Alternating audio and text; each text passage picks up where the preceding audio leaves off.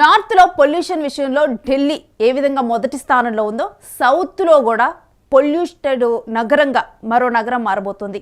ఇప్పటికే తెలంగాణలో 30% జనాభా నివసిస్తున్నారు అని చెప్పేటువంటి హైదరాబాద్ నగరం మరో ఢిల్లీలో మారబోతుంది. ఇప్పుడు గనక మేల్కొనకపోతే ఇక ఢిల్లీ వాసులాగా ప్లకార్డులు పట్టుకొని రోడ్ల మీదకి రావాల్సిందే.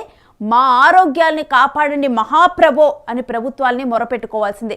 ఇక కోర్టులు తీర్పుల మీద తీర్పులు వచ్చినా కానీ ఎప్పటికీ మారని ఢిల్లీ పరిస్థితిలాగా హైదరాబాద్ పరిస్థితి మారనుంది. ఢిల్లీ వాసులు ఎన్ని బాధలు పడుతున్నారో అన్ని ఇబ్బందులు హైదరాబాద్ వాసులు కూడా పడాల్సిందే. ఇంకా మేల్కొనకపోతే హాస్పిటల్లో తిరగటానికి సిద్ధంగా ఉండండి. ఈ పాటికే హైదరాబాద్ వాసుల పరిస్థితి దిగజారుతుంది. గత కొన్ని రోజులుగా మీరు అసలు మీ చుట్టూ ఉన్న పరిస్థితులను గమనిస్తున్నారా? అందరూ దగ్గులు, జలుబులు, ఆస్తమా ఇలాంటి వాటితో బాధపడుతున్నారు. ఇదే పరిస్థితి కొనసాగితే దీర్ఘకాలిక ఊపిరితిత్తుల సమస్యని ఎదుర్కోవటానికి సిద్ధంగా ఉండాలి.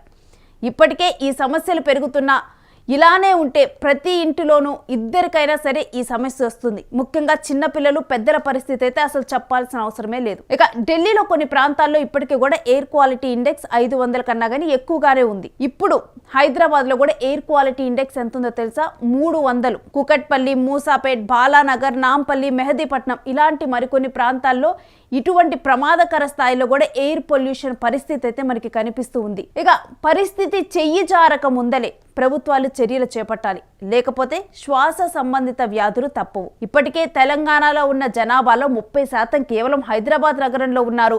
తెలంగాణ రాజకీయాలని నిర్దేశించబోయేది కూడా హైదరాబాదే అంటూ కూడా విశ్లేషకులు చెబుతున్నారు. మరి అలాంటి ప్రజల విషయంలో ప్రభుత్వం మేల్కోవాలి, కాలుష్య నియంత్రణ చర్యలు చేపట్టాలి. మనం రోడ్ల మీదకి ఇప్పటికే వెళ్తే ఎదుర్కొనేటువంటి ఎయిర్ పొల్యూషన్, దీనికి తోడు ఆ శబ్ద కాలుష్యం, హార్న్ మోతలతో కూడా శబ్ద కాలుష్యం, ఇంకా ట్రాఫిక్ చలాన్ల విషయంలోనే కాదు పొల్యూషన్ కంట్రోల్ మీద కూడా ఇప్పుడు దృష్టి సారించాల్సిన అవసరం కనిపిస్తుంది. సిటీలో ఉన్న ఫ్యాక్టరీస్ మీద కూడా దృష్టి ఉంచాలి, ఫ్యాక్టరీస్ నుండి వస్తున్నటువంటి వ్యర్థాల మీద కూడా దృష్టి సారించాలి. ఇంకా కన్స్ట్రక్షన్ డస్ట్ గురించి అయితే మనం చెప్పాల్సిన అవసరమే లేదు.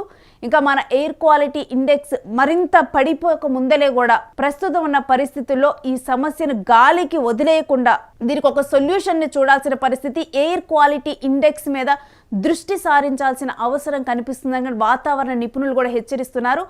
ఒకవేళ గనక ఈ సమస్యను గాలికి వదిలేస్తే తొందరలోనే ఢిల్లీని మించి హైదరాబాద్ పొల్యూట్ అయిపోయినా కానీ ఆశ్చర్యపోనవసరం లేదు. అభివృద్ధి చెందిన నగరం అని ఆనందించాలా, లేకపోతే విషవాయువులు పీలిస్తూ ఇదే మా బతుకు అని సరిపెట్టుకోవాలా?